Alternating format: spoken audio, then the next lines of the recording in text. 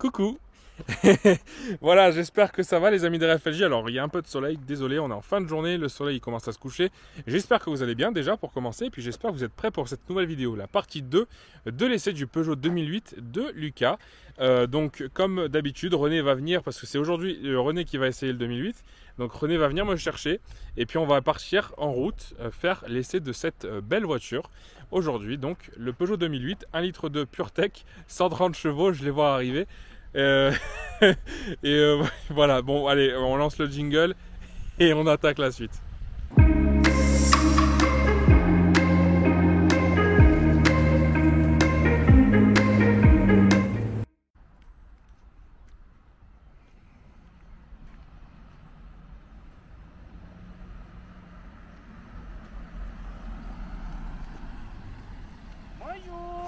Bonjour.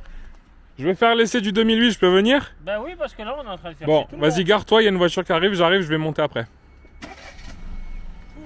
Start and stop. Start and stop, frérot. Bon voilà, vous pouvez voir un petit peu ce 2008, donc en finition road trip, comme on l'a dit la semaine dernière, la petite fiche est en haut. Si vous avez envie de retrouver l'essai de cette voiture, enfin la présentation complète de cette voiture. Maintenant, c'est à mon tour. Alors, je vérifie qu'on n'ait pas oublié les cache-plaques, c'est tout bon. Donc, on va pouvoir y aller. Maintenant, je monte. Ah, il faut déverrouiller, s'il te plaît. Merci. Voilà, allez, je m'installe à bord et on s'en va. Allez, c'est parti, on est dans la voiture. René au volant. Quelles sont tes premières impressions, mon petit René? Je peux dire une connerie? Ouais. Le volant, il est petit. Ouais. Ah oui, alors ça d'ailleurs, parce que le Virtual Cockpit de chez Peugeot, il fait beaucoup parler de lui. C'est soit on adore, soit on déteste. Toi, je sais René que tu es plutôt pas trop amateur. Là aujourd'hui, sur un nouvel essai, qu'est-ce que tu en penses? Bah écoute, là ça me gêne pas. Je sais pas pourquoi. Peut-être parce que tu as trouvé une meilleure position Peut-être. que les autres fois. Alors dis-moi où aller. Bah là tu vas à droite et tu sais c'est le petit tour de Marcus qu'on avait fait avec la 205 il y a quelques semaines. Je conduis, je veux pas savoir la direction, tu me dis où aller. Je mets le GPS en mode veille. Ok. Ça se voit que c'est la fin de journée, on est en forme.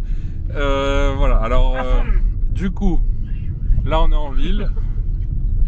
Là on est en ville, donc la souplesse, tu la ressens ou pas? Bah écoute, oui. Par contre, du coup, j'ai pris l'habitude de l'autre. Et du coup, en fait, j'appuie pas assez. Ah oui, avec le Du coup, Mustang, je oui. dois faire chez tout le monde. Oui, parce que pour ceux qui n'ont pas suivi la première vidéo, il y a encore une heure, on était au volant du Ford Mustang Mach-E GT qu'on a essayé il y a les semaines précédentes. Et donc du coup, c'est vrai que là, bon, c'est pas le même Non, mais il est super la même agréable, puissance. hein, la boîte auto est bien. Ouais, moi j'ai beaucoup aimé pour l'avoir déjà essayé. C'est pour ça que je te laisse le volant aujourd'hui, René. Par contre, je vois que le rétro, du coup, il te gâche quand même la moitié du. Ah oui, Ouais. Ah oui, du pare-brise. Ouais. Mais ça, on a le même problème sur la 208. Hein. J'avais remarqué la même chose. C'est vrai que le pare-brise il n'est pas très grand. Et donc du coup, avec le rétro, ouais. Ouais, ça gâche beaucoup. Parce qu'en fait, déjà le pare-brise il est vachement rétréci. Ouais, effectivement. Et avec le rétro central, c'est vrai que ça gâche énormément de vue. Alors, est-ce que tu avais déjà conduit un 2008 ou Il y a non? une 208. Ouais, 208.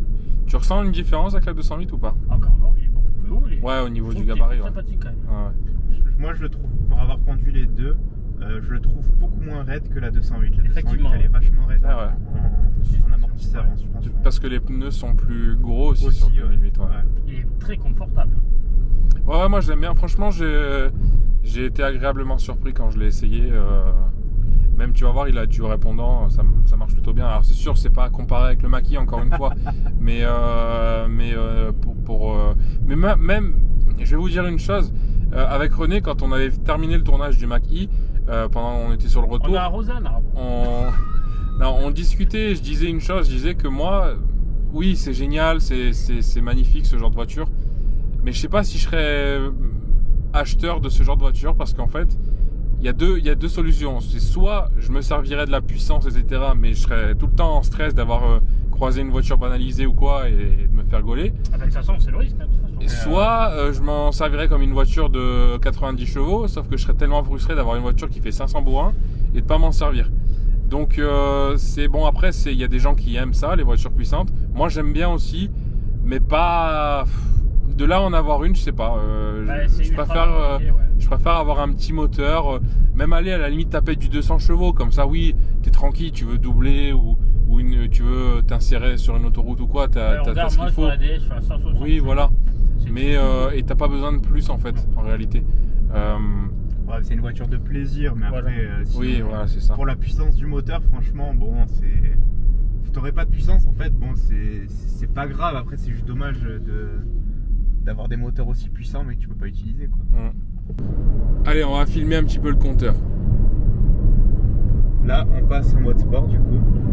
Et là, dessus, on sent que la voiture, elle a... On sent le. Ouais, on a le senti un changement, petit, ouais. on est passé du 2 au 3 cylindres. Hein. Et après, tu verras sur la puissance, ça n'a rien à voir. Ouais, c'est vrai que là, en mode normal, t'es easy, quoi. Hein. Oui, ouais, c'est souple, quoi. Alors, Lulu, déjà, c'est bon, comme on l'a dit, c'est. Ah ouais, le petit Alors, fais virage. gaffe parce que en mode sport, par contre, le volant se durcit énormément. Ouais, j'adore ça. Et du coup... Mais du coup, la conduite est pas du tout la même. Par contre, à grande vitesse, du coup, bah, t'es bien. Il paraît, ouais. C'est un peu plus souple. Vu le bruit que ça fait, ouais. Du coup, À la droite. À droite. faut tourner, ouais. Du coup, Lulu, donc c'est ta voiture de fonction, donc c'est ton entreprise qui te l'a acheté. Et oui. On raconte la petite gracieusement histoire prêté, que on va c'était dire. pas prévu de base. De quoi? On raconte la petite histoire que c'était pas prévu que t'aies un 2008 Ah oui, à la base. c'est vrai, bah oui, on peut la raconter. Alors vas-y, je te laisse la parole. Donc de base, on devait acheter en fait des 308. Donc on avait commandé deux 308 pour mon collègue et moi. Donc les dernières générations. Voilà, les dernières générations, 2023 avec le nouveau logo, etc. Non, 2020, oui, 2023, c'est ça. Du coup, mon collègue reçoit sa 308 puisqu'elle était stockée. La mienne était en fin de production, donc elle devait arriver courant du mois d'août 2022. Accentue le devait. Voilà. Et puis, on attend. Septembre passe. Et donc, moi, j'avais plus de voiture parce que mon ancienne voiture partait pour un autre, À la casse. une autre personne. Et à la 4 par la suite. Ah sans moi, Et c'est fait. du coup, j'attends la 308 et je râle un peu auprès de Peugeot parce que la 308 était toujours pas là alors qu'il devait la livrer en août. Et donc, il me prête ce 2008 en attendant. Donc, c'était une voiture de prêt en essence, donc il n'y avait pas de souci. On attendait la 308 avec impatience. Mais arrive janvier et la 308 n'est toujours pas là. Donc, après, Elle s'est perdue en bateau. je vous cache beaucoup de débats avec Peugeot et beaucoup de discussions peu agréables. Mais du coup, Peugeot a fini par ne rien dire. Et du coup, on a dit qu'on allait acheter le 2008 et que la 308, on l'abandonnait. Donc, parce que la 308, on n'a jamais su le fin mot de l'histoire, où est-ce qu'elle était. On sait même pas où elle est encore aujourd'hui. Mais on avait quand même, le pire c'est qu'on avait quand même la carte grise à notre nom, avec la plaque d'immatriculation de la 308, mais on ne savait pas où était la 308. Ouais. Et donc j'ai appris par la suite que ça, ils n'avaient pas le droit de le faire en plus. C'est vrai? Voilà. Oui, c'est interdit parce qu'ils ont une voiture du coup qui est à toi, Ah ouais. ta carte grise à ton nom, Ouais, donc tant mais ils la peuvent faire voiture les ils cons t'ont pas avec. livrée, donc Ouais. voilà. Ouais, après, c'est assez violent parce que quand même, t'as pas de voiture. Enfin, t'as la carte grise en bagnole, quoi. Oui, voilà, c'est ça, c'est que s'il se passe quelque chose après, c'est quand même ton nom qu'il y a dessus, quoi. Donc du coup, ce 2008 qui était d'abord ta voiture de courtoisie, elle a fini à être à toi. Ça a fini par être ma voiture de fonction. Ouais. Alors, t'aurais Honnêtement, préféré... je préfère parce que la 308 que je devais avoir, déjà c'était une boîte manuelle et ayant été habitué avec une boîte auto, du coup c'était un peu dommage. Et en plus, c'était une finition Active Pack blanche. Donc Active Pack, c'est la gamme un peu standard. Donc il n'y a vraiment aucune option, il n'y a pas de vitre teintée. L'intérieur est assez classique. Ouais, c'est l'entrée de gamme plus quoi. Voilà, c'est le numéro 2 de finition, on va dire. L'Active, elle est même pas commercialisée en France d'accord. apparemment. Donc, Ah ouais. donc là, c'est un Active Pack, donc c'est vraiment Ouais, l'entrée donc de gamme. en fait, c'est l'entrée de gamme. C'est l'entrée de gamme en France. L'Active, je crois qu'ils l'ont réservé pour les pays de l'Est, genre en Roumanie. Oh, merde. ou comme ça. Non, mais c'est vrai. Toujours eux les pauvres. C'est pas des conneries. En plus, je l'avais vu sur internet, c'est que cette finition Active, ils l'ont gardée pour les pays qui ont vraiment pas beaucoup d'argent pour payer des bagnoles. Après, ça reste une voiture sympa, mais avec une finition vraiment Basique. basique. Alors que quoi. là, t'as quand même un intermédiaire plus quoi, donc Voilà, c'est ça. pas mal. Pour quasiment le même prix en plus. Ouais, c'est ça. Parce que la 308, il la vendait à peu près aux alentours des 30 000 aussi. Et au final, le 2008, il est affiché à 29 000 € hors taxe. Alors, du coup, quel est ton ressenti? Qu'est-ce que tu penses de cette voiture, ses qualités, ses défauts? De qui? Bah, lui.